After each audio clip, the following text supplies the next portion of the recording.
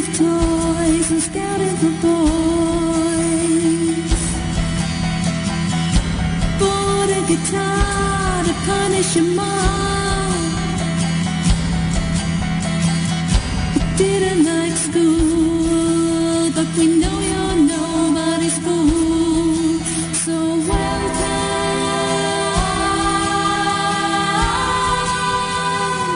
to the machine.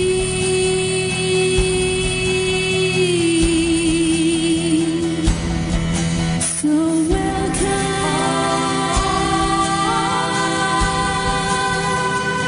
to the machine.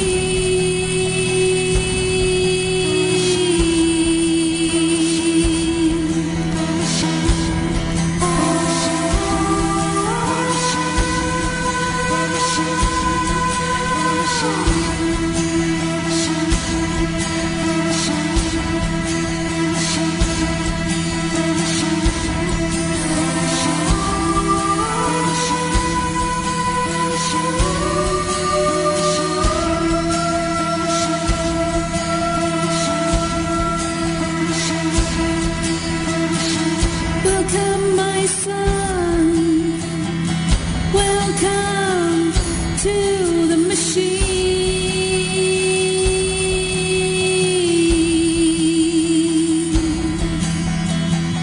What did you dream?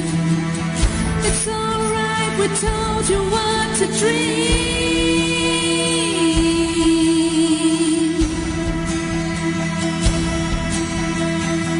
You dreamed of a big star. You played a mean guitar.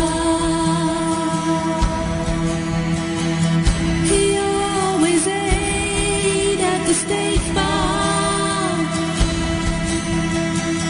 He loved to drive his Jaguar. So welcome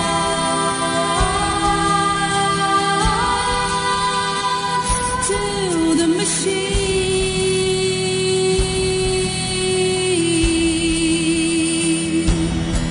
So welcome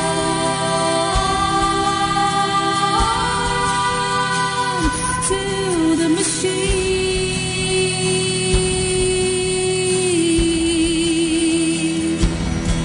So welcome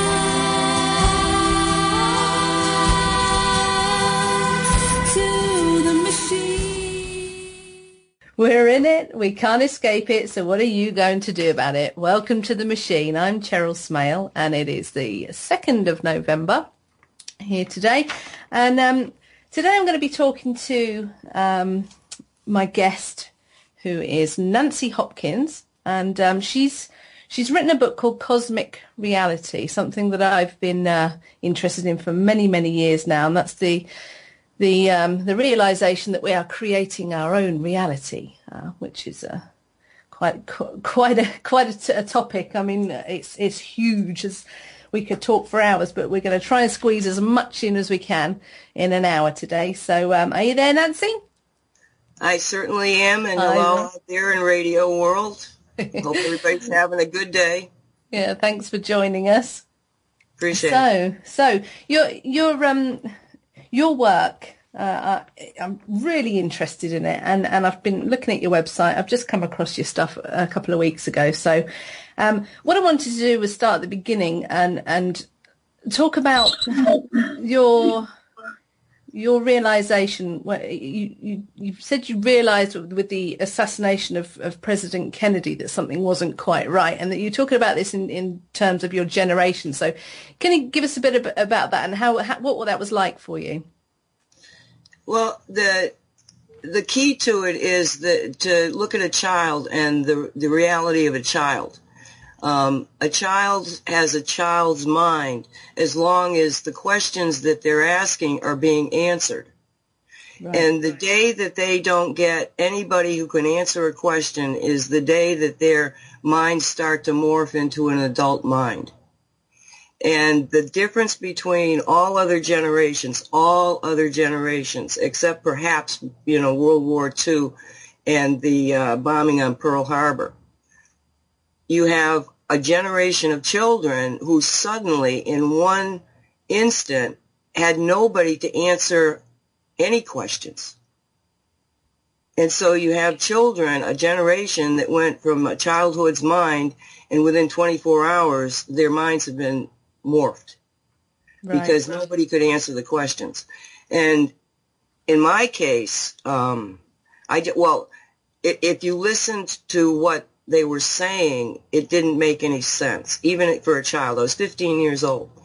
And John Kennedy, I lived in Massachusetts when Kennedy was senator and then was going for president. I was old enough, and my mom and dad were really into politics, to sort of like go down to the local headquarters for his campaign and, hang out and listen and look. I mean, it wasn't really helpful. I just would, picking up the energy of this kind of a thing.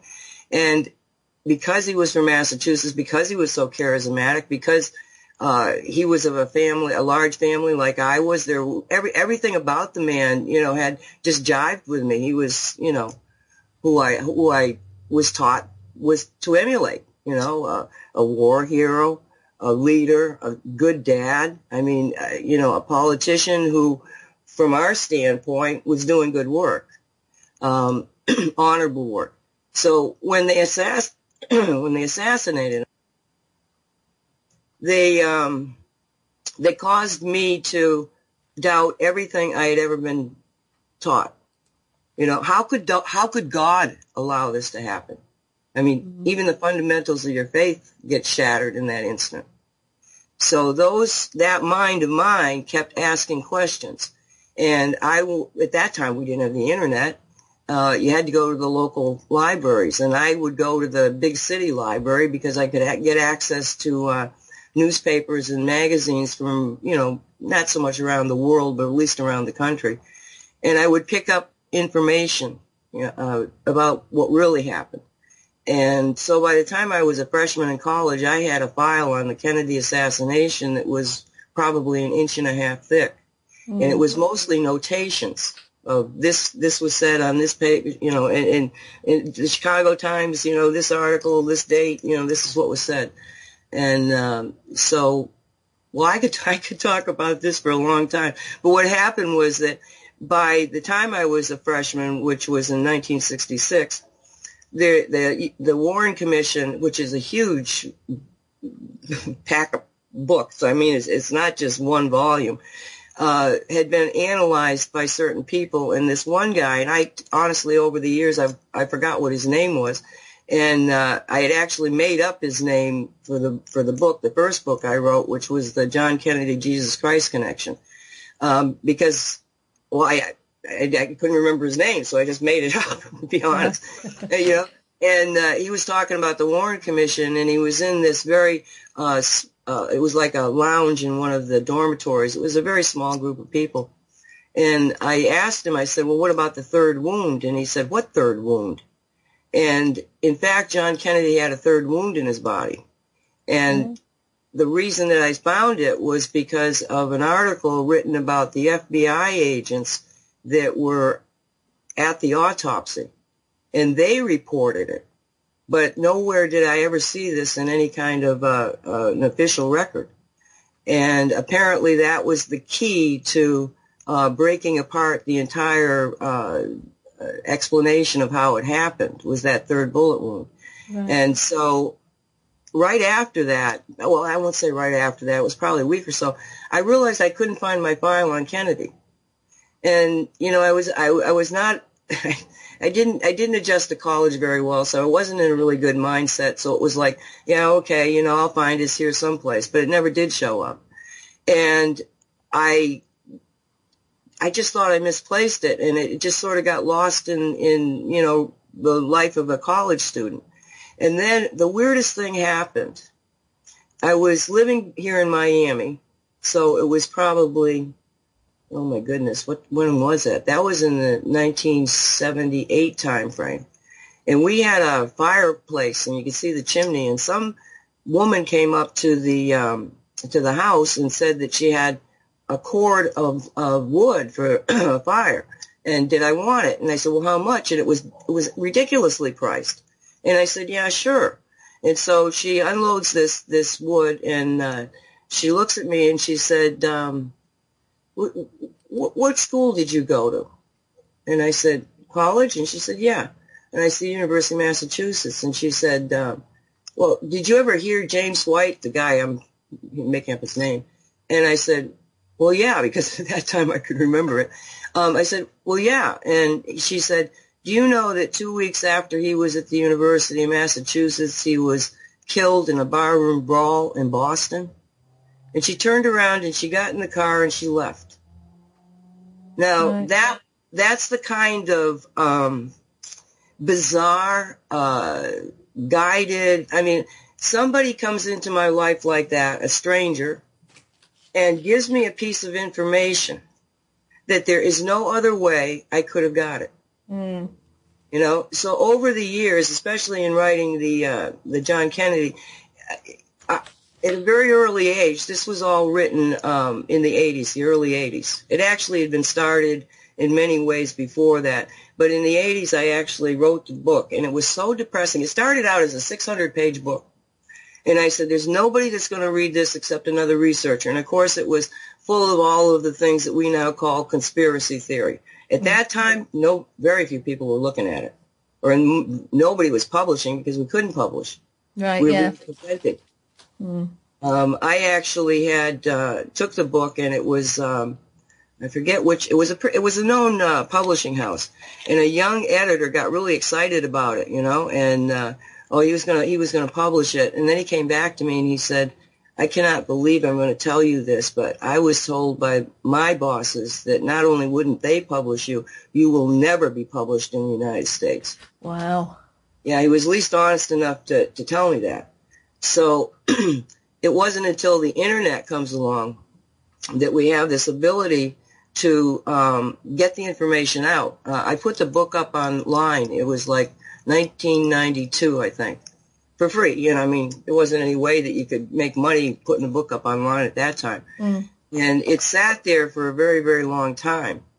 Then I get a call from one of my fans, and she says, the book's not there. And I'm like, yes, it is.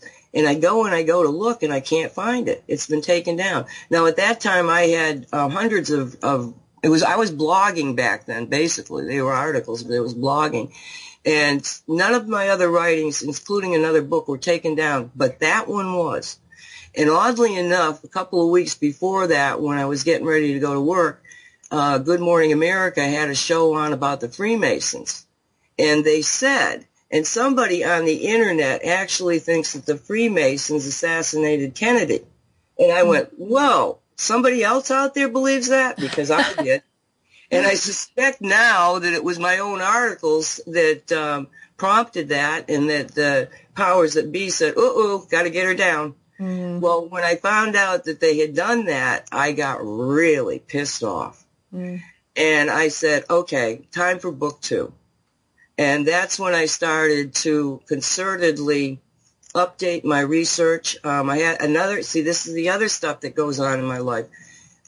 I had a job where we weren't very, very busy. I was the office manager. So I basically had 6 hours a day to troll the internet, just going and finding out about all this stuff. And then I stumble into Facebook, and I find that there's all these other people out there that are doing the same stuff. And once you get into a group, your ability to research is exponentially changed, because Matty Rowan in your country, he would spend the daytime going through and then give me all these links, and I'd spend my daytime very quickly following, you know, what he's already done for me.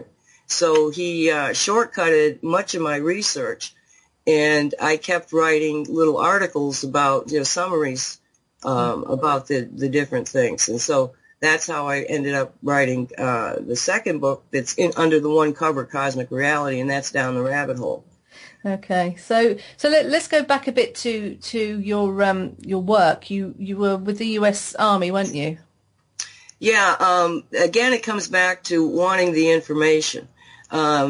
I got to a point where I realized that from the outside, and this was 1972, from the outside, you could only find out so much. I really felt that I had to join them and to understand what was really happening.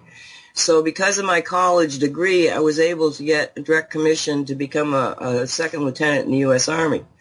And they decided that they chose certain people were chosen, and I don't know what the criteria was. I heard that it was the top 10%, but I was chosen to join the Army Security Agency, which was the agency responsible for all of the electronic warfare concepts. In electronic warfare, what it means is that we've got telephones and radars and radios and all sorts of things in the civilian world that can be tapped into by foreign nations in order to break back information, not only on intelligence and government work, but on exploiting industry and technology. Mm. So you have that. You have one group that is protecting that, and that's called the Signal Security Agency. And then you have the part of the government that's trying to do it to every other government. The United States is trying to do it to everybody else, and that's called Signals Intelligence, or SIGINT. So I became a member of the Signal Security Agency. And because I had been sent to the intelligence school to understand tactical military intelligence at Fort Huachuca in Arizona, I had 2 weeks between that posting and the next posting. So I worked with a major that was trying to put together the first program of instruction on the Soviet and Warsaw tactics, because the United States had been looking at Vietnam, and they didn't really know anything about the Soviets. So I worked with him. We put together the first program of instruction, and then I was sent to Massachusetts again to learn electronic warfare. And it was in understanding electronic warfare that I began to understand energies. Right. Because on the battlefield, you have the additional things of like radars, and let's say your anti-air defense has certain radars. Well, when they set those radars up and they turn them on, there's a signal. And on the other side of the border, that signal is picked up, and you break back the signal, and you say, oh, it's that radar there, and it's that radar there, and the only people that have that is the anti-air defense. So you can basically see an entire battlefield based on signals. And because of my job, I had to think in terms of signals. Mm. And that's how I got to the point of understanding that it's an energy universe, and that magic is only manipulation of the energies, and that we are able to create reality because the most powerful energy force we have is our own human bodies. Yeah. So in this realization process, I mean, how did this feel to realize that that this knowledge was being used to control us? What was that like when you realized? I mean, because you must have been stuck in it. If you were signed up to the army, you must have been in a pretty sticky situation if you had this realization. Well, see, the weird thing was that again, my life has been guided. I was a very experienced telepath from just playing games in college. We were playing a game. It was one of those, tricking the other guy, but it was based on the concept of one of the persons was a telepath. And one of our marks said, oh, let me try it. And she hit the answer 5 times in a row, and it freaked us out. And so we told her the truth. And then we started to actually work at it. So we had about 6 of us that worked at enhancing our own telepathic capabilities. So by the time I got into the military, I actually ended up having my own unit. They created the unit because of the threat against us, and so I headed up this unit, and everybody that I hired and brought in there was because I could train them in telepathy. Oh. So, there's funny stories about, people coming in there and getting totally confused because nobody says one finishes a sentence, and I said, oh, it's telepathy. You know? Brilliant. But what I was doing was I was using what I called long-range telepathy in order to, so now they call it remote viewing. That wasn't even a word I knew at the time. Okay. And to spy on the Soviets. And what happened was that there was a Time magazine article that talked about a super spooky kind of group in the Army that was using remote viewing in order to spy. And I'm going like, whoa, they've got a whole agency doing this? So I got a full bird colonel to try to look into this because I thought, well, I should be working with them, And he came back and he said to me, don't you ever do that to me again. He was scared to death. He said, I never brought your name up because they were just so, why are you asking about it? He says, I don't scare easy. He said, but these people scared me. Mm. So I thought, well, that's really interesting. So what I did was I used remote viewing in order to find out what they were doing. And then I get out of the military and again, design, this guidance thing. I was having a terrible time adjusting out of the military because, yes, I had seen things that, get a little complicated. Basically what happened was that in investigating the Soviets, and I was the best in the world at it. I have to say this. I'd been studying the Soviets out of college. I knew how they thought. I knew their traditions. I knew their culture. It was easy for me to get through and understand what they were doing militarily. And I started finding this very bizarre thing in that their intelligence people were not so concerned with our military. They were extremely concerned with our industry and particularly our financing. Interesting. Yeah, and that made me start to look at things a lot different. I'm going like, why are they looking at that? Yeah. And and that was very key to understanding the full implications of the matrix that they have created around us. But when I got out of the military, I said to a friend of mine, I was working as a waitress in a restaurant, and I said to this friend, I said, I need to talk to somebody that's a psychiatrist but also understands psychic powers. And she said, well, I got a friend of mine that I said, really? And she introduces me to him, and it turns out that the guy was one of the people working in this Army remote viewing section. And they burn out, so they would go on sabbatical, and he happened to be on sabbatical. And when he got together with me and he realized that I was a very talented remote viewer, he asked me to do something for them. And so I said, sure, yeah, okay. I said, I'm really rusty. I haven't been doing it. And I said, well, I'll give it a try. And he showed me a picture of a device. And he said, we don't know what this thing is, and we need you to go find it. Which that's how you do remote viewing. You lock into a particular thing and you just let your mind go there. And so it took me about 3 days before I tried it. And when I tried it, all of a sudden it was like all I saw was SWAT stickers, German SWAT stickers. And this incredible fear. I have never felt fear like that, and it completely broke the trance. And I was like, oh, my God, what was that, And 3 times I tried it, and I could not bust through that barrier of fear. So I call him up, and he's like, you tried, didn't you? And I said, yeah. And he said, you need to see me right now. He said, be careful you're not followed. Be very careful getting in the building. And I said, all right. Now everything is like, oh, crap, what's happening now?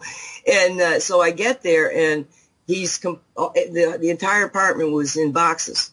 And I said, what's happening? And he said, your signal was so strong, he said, that you spooked them. And I said, who are they? What did you send me to do? And he said, and he explained what it was. And this was my first introduction to energy being used not only for control, but for killing. And he was describing what I call a psychic weapon machine that would manipulate a frequency that would essentially cause if it's absolutely dead on tuned to a particular individual's body, the person will just go boom. There'll be a flash of light and they're gone because it causes a breakdown of the cohesion at the molecular level of the body, and the body's molecules simply blow apart. Now, Wow. if they're off on it, it would cause many other things. Like, and the reason that they knew that what had happened is that the bad guys decided that somebody out there was more powerful than they were used to, and they just turned it on. And he had gone comatose for over 3 days with no medical reason. And a whole bunch of psychics through the NATO countries had either suddenly died, dropped dead. Some of them went crazy. Their minds were gone. And on 2 instances, they went into combusted, started burning. Jeez. Wow. Yeah. That's full on. That was my introduction to that world. And I talk about all this in the books, and there's so much more to it. I mean, there is so much more to it. Yeah. Well, on that note, we'll break for a quick song, and then we'll be right back. This is a song called "Fight," and it's by an artist called Minnie Burt. She's a young lady that I met just recently. It's absolutely fantastic. So enjoy it.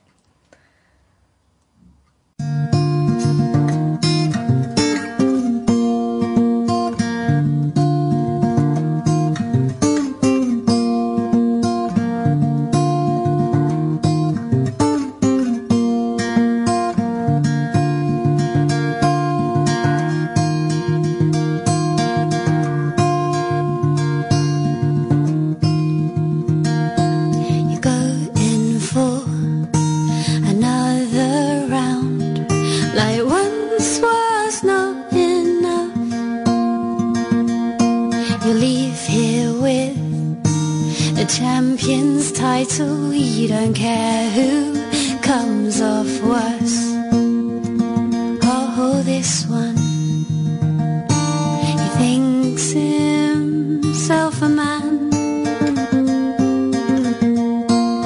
Oh, this one, he thinks himself a man.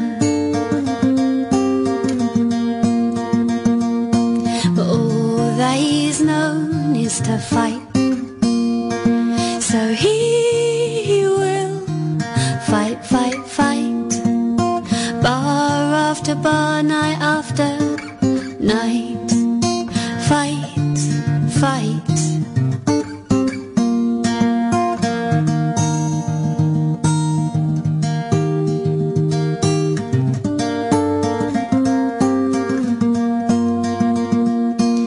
Treats these shackles just like his ankles have never felt their up. And he treats his freedom like he's got more than enough that they could ever lock up. Oh, this one, he thinks himself a man.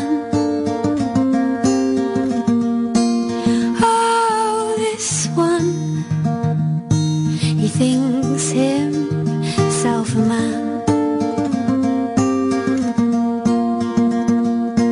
but all that he's known is to fight, so he will fight, fight, fight, bar after bar, night after night, fight, fight.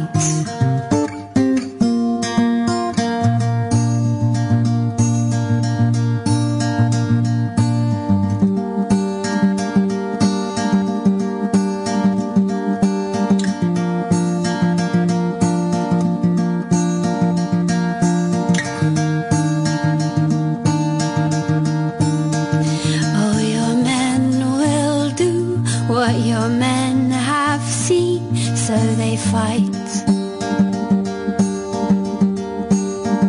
How watch the wolves, my darlings, while the gentlemen all ride by.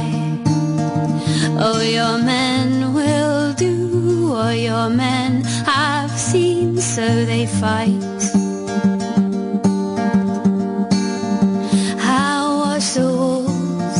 My darlings, while those gentlemen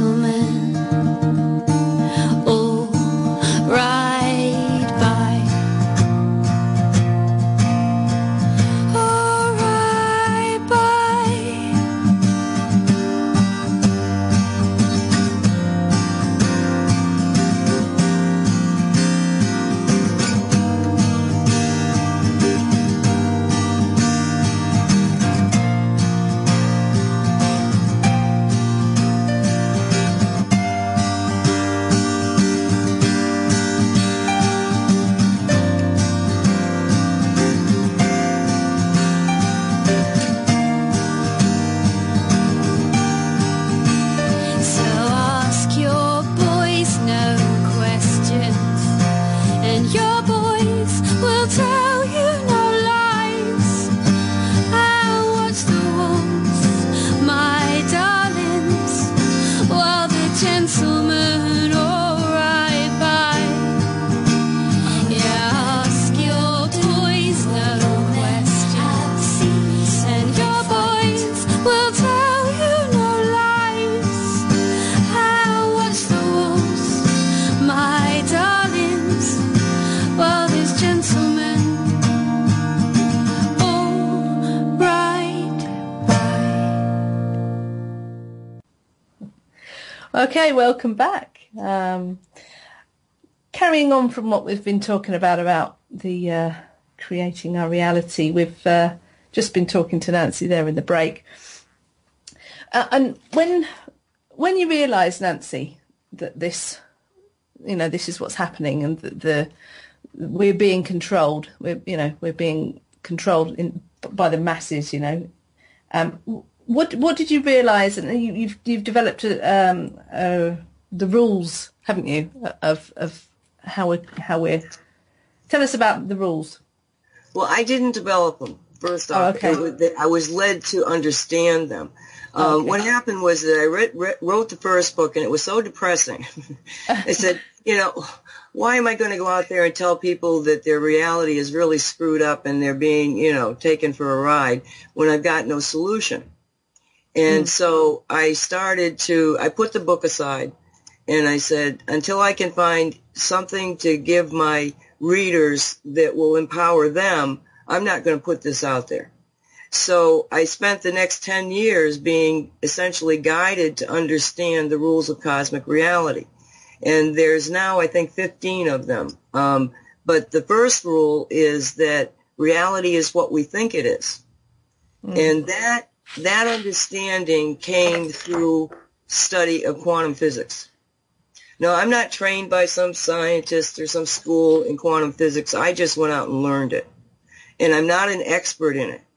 I understand the theory. I understand that one of the most critical things that happened was when the scientists understood that every experiment that they were doing at the quantum level was bogus because they were in it. Their minds were affecting the outcome. And to understand that a human mind can affect at the quantum level is astounding. Mm-hmm. Right? So that gave me the understanding of energy as being the foundation of reality, and that anything that we think will affect everything around us. So essentially, and through other things, I understood that reality is what we think it is. And then, of course, the second rule has to be majority rules. Now, it took me a while before I understood the full implication of majority. And majority does not necessarily mean numbers. Majority means your ability to focus, your ability to put out the energy in a cohesive way that will, in effect, cause the energies to be manipulated. You cannot have manifestation without consciousness. So it doesn't necessarily mean that you have to have everybody believing in a reality. You just have to have a certain percentage of people believing in reality who are overriding everybody else at the super consciousness. Because again, understanding quantum physics and understanding metaphysics, because I got drawn into metaphysics through the minerals. Understanding everything puts out an energy, I could understand the energy matrix of minerals and how they were responding. And then during the 90s, we did a lot of energy work that was just playing with pyramids and stones and making huge pyramids. I mean, we just had a lot of fun. And but it was also training. It was understanding. And then, of course, the third rule of cosmic reality is anyone in charge of reality is going to keep everybody else from knowing rules 1 and 2. And that's the problem that we have, is that all of this information that I have in my books that are out there being talked about by many hundreds of other people, thousands maybe, is known but kept from the average person. because if the average person understands that they are totally in control of their own reality, the matrix falls apart. Oh, it will. Yeah, indeed. This is it. So, going back to the second rule there, the majority rules, you were saying it's not necessarily the amount of people, but the focus. So what is it? I mean, there's been a lot of stuff recently, I'd say in the last 10 years. We've been exposed to the law of attraction through things like The Secret and, kind of semi-mainstream books and films. But it seems as though we are being guided and told how to create our own reality, but something's not quite working. What are your thoughts on that?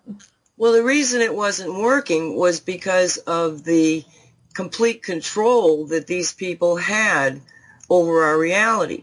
All right, fluoride, for instance. Now, when fluoride, which is used as basically a rat poison that will eat cement, is put into water. Why?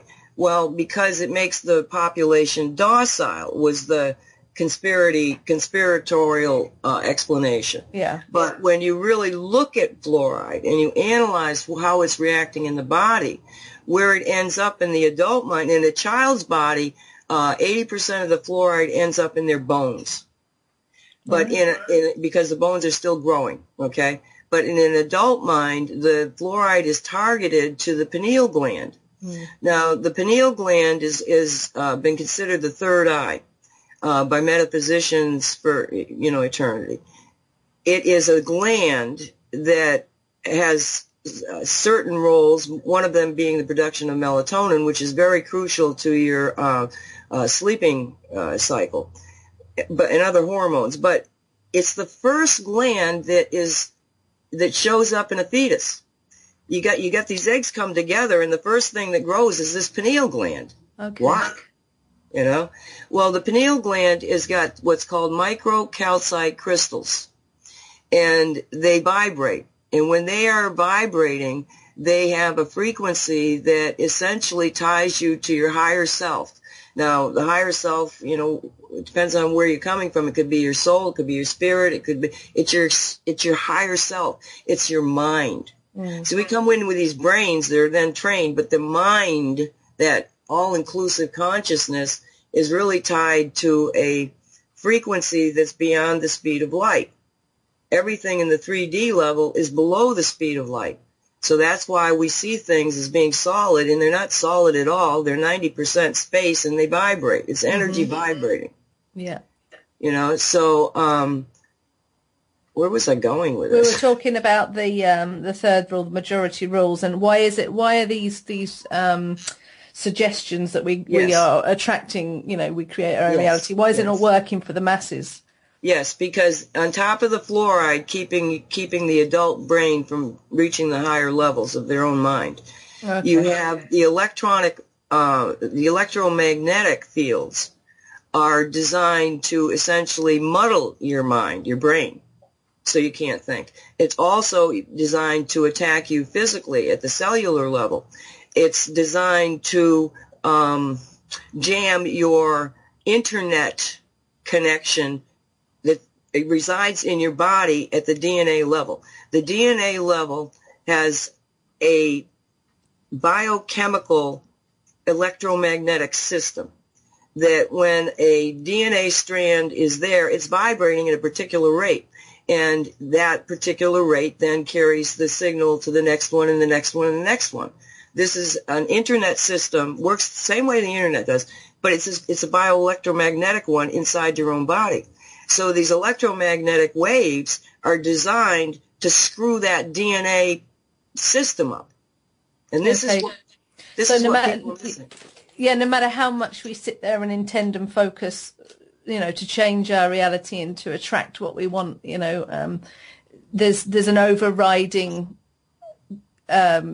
virus in the system, so to speak. There's an overriding issue that's not letting us create. Right. Now, what happened was that when I wrote the second book under the Cosmic Reality cover, which is called Down the Rabbit Hole, I actually thought I had finished the book. I was printing it for the first time. And something happened, and I realized that I had not finished the book. I was missing something. So I sat back down, and I'm going like, okay, guides, tell me what I'm missing. I don't know what I'm missing. And I go back about 25 pages, and I start reading again, and I go, okay, here. And I start writing. And by the end of that writing, I had come to the understanding, well, what I got into immediately was the science of mind that absolutely and this is scientists all over the world that are looking at this and have been for many, many decades, that you cannot have manifestation without consciousness. And they believed that the Mother Earth had a consciousness that created everything, and that at some point there would have to be another jump in consciousness level, because the levels of consciousness already seen was what's it like to be a gaseous state? What's it like to be a molten state? What's it like to have the first indications of life? What is it like to have vegetation and the animals? All of these are levels of consciousness growth that can be reflected in the human being as, where did we come from? How, all the stuff that we see happening with the internet, the ability for the mind to learn is so fast that we're actually doing leaps, of consciousness expansion. So I came to the conclusion that if we did not become subservient to the Earth Mother, which I called Gaia, and oddly enough, I didn't even know what the word meant. I go, Gaia, what's that? I didn't know how to spell it. I go online. I said, what's this guy? I misspell it initially, and they kind of like, you mean this? And I went, I guess maybe I mean that. And then it was Mother Earth, and it was a Greek word, and I'm going like, wow, Gaia. Okay, all right. So I start using the word Gaia for the Earth Mother. And I said, if we don't become subservient to Gaia and do everything that she needs done in order to correct all of this garbage that's happened to her, then we've got no hope. And so I made that commitment. Myself personally made that commitment. And what happened was that within 5 months, I was introduced to shungite. Now, shungite is a mineral that's only found in Russia, and it's found just east of the Finnish border. And it's I think it's 100,000 square kilometers of this stuff laying on top of the earth that should only be only created in the vacuum of space. And it's only found in Russia. And the scientists worldwide, from chemists to physicists, are trying to find out what the heck this stuff is. They don't know what it is. They don't have the explanations for it. So it's been laying there for at least 2 billion years. And the people of Russia have understood that there's something very special about it, because the waters that run through this field do not have to be cleaned in any way. They're absolutely pristine. So over the decades, they've taken shungite and used it in water purification. So then they take it and they start looking at it more and more, and they realize that it's somehow or another, the Russians use the word attenuate. Over here, people are misunderstanding the concept, and they're talking about blocking electromagnetic waves or absorbing electromagnetic waves. That's not what's happening. What's happening is the field of shungite actually takes an electromagnetic wave that is damaging and attenuates it or modulates it or changes it into something that's very healing. So now Mother has given us something that will actually take the fluoride problem out of the equation, because it forces the calcite to vibrate anyway. It takes the electromagnetic fields and changes them so that now they're healing you. They're helping you. You take the powder of shungite and you put it on plants, and the plants have an extraordinary growth thing. You give it to animals, and the animals will have a double life expectancy and be healthy, beyond comparison. Everything that we ask it to do, it does. So Mother said, okay, Nance, you have said that you're subservient to me. You need some weapon, some way of combating all of this badness. Otherwise, you can't succeed. But you have committed to me, and I am the most powerful force in this biosphere. I'm not saying there's not a source God up there. I'm saying that when they told us that there weren't creator gods, that there weren't gods that, not like a source God, but I mean, come on, a source God can create another God. Oh, indeed, yeah. So, well, the source God is creating everything. Yes, but to do it, there's these creator gods. These are consciousness levels. And if you think in terms of consciousness levels and you look at what Gaia has given us in the form of shungite, you realize that it is leveled the playing field. So people who are within an electromagnetic field that is being modulated by shungite are now vibrating at the same vibration that Earth is itself. Yeah. Okay. You're in a healing vibration field. So now the stuff that's got you gunked up that you can't think straight, that you're walking around like your brain is got this pressure in it, and you're going like, what? Why can't I think? Am I getting Alzheimer's disease? I mean, this type of terrible thing that happens to the brains no longer can happen in a shungite environment. Okay, so how do you use this? How do you put it in your environment? Well, you can go to cosmicreality.net, and on there is the book, but there's also much, I think is the best depository of literature on shungite, because we're talking to the people that are actually working with it. What you do is it only takes 15 grams of shungite, and we put it in a little bag, and you stick that bag on your router that's coming into bringing the cable into your house. And as long as something is on, even a clock radio all the time, shungite is able to modulate the entire field. It's not like it has to be up by the smart meter. Anywhere you put it, all of a sudden, it just changes the entire field. So you get these bags, you put them on there, and your house is now a house of healing instead of one of damage. Yeah, okay. I mean, because orgonite was one that I was introduced to a few years back. Where do you stand on orgonite? Do they work together? I mean, I've noticed you've got something up there on your site about it, haven't you? Well, orgonite is the energy that is the basis of basically everything. 90% of what we see is we don't see it. We only see 10% of what's real. And orgonite is what's in the space between. That's what's moving things. That's the energy level. And when you take orgonite and you put it through shungite, orgonite fuels the shungite level, and the field just becomes that much stronger. We know that when you take shungite and work it with orgonite, you actually have a situation where electricity flowing through a wire will go 4 times faster. And based on local physics, accepted physics, that's not possible. We can measure it. These devices that Walt Silva, who is come into the mix and is just, I call him the master magician, because he studied the orgonite and the spiraling, how spirals will affect this. And he has now introduced shungite into the mix, and we are getting some incredible devices. One device you put it on your electric, the wires, outside your house above the smart meter, that pipe that comes down, you attach it there with some plastic ties, and you will change the electromagnetic field throughout a building. We don't even know how far it'll go.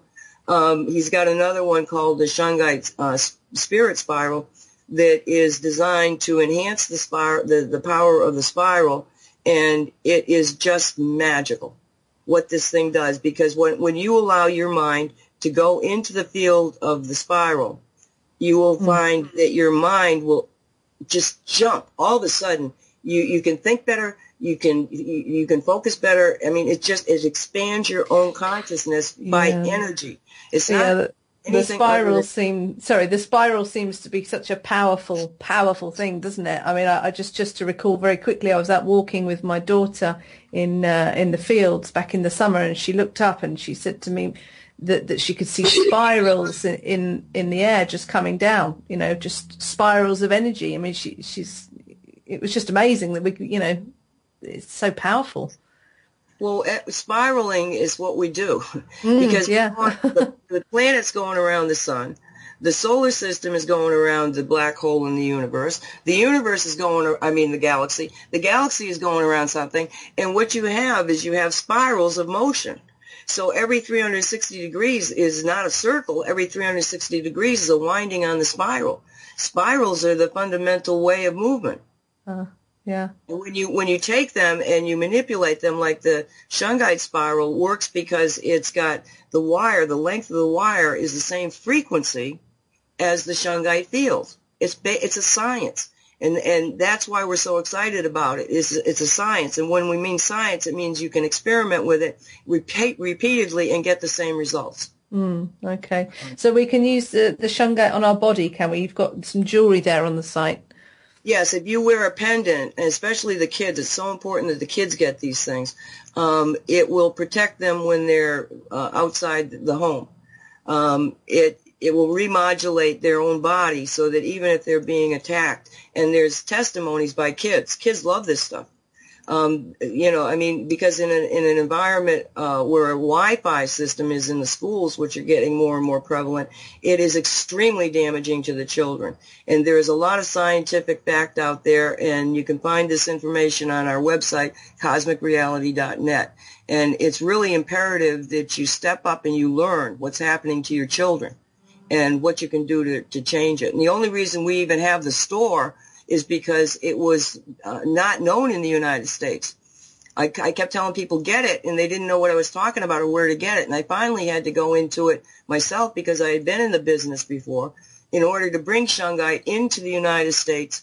And since we've done that, there's been a huge explosion of interest. And I know that because my vendors are saying, all of a sudden everybody wants this stuff. That's great. Yeah. I mean, because there's this huge issue with the Wi-Fi in the schools. There seems to be gradually creeping interest from the masses, about the threat of Wi-Fi in the schools. So, if we have some kind of solution for that, it would be fantastic. Something to share. Well, please go to the website. There's under a tab called Shungite Information. There's a Shungite blog. There's also links to other articles. There's a pamphlet called the EMF pamphlet that will explain how these things are damaging. And basically, Shungite offers us a way of combating something that we had no power over. And when you look at it, you just have to shake your head in amazement because Gaia has given us something that will change the world. Reality is under our control as long as we believe and we test it and test it and test it. Definitely. All right. Well, that wraps it up then, I suppose, for today. As I said, we've only got the hour, but we could talk for more. But maybe you could come back and do another show with me because I'd love to talk more about remote viewing. So maybe that's another show, Nancy. Absolutely. Fantastic. I love to talk. Thank you. I appreciate it. I'm honored to be on the show, and we're doing this combination of Wolf Spirit and Awake Radio. I mean, this is a really, really important step. It is. It's great. It's great. It's fantastic. So thanks ever so much. And you're such an inspiration. Thank you so much for joining me. Appreciate you. All right, then. Thanks a lot. Okay. Well, that brings us to the end. I'll catch you next time.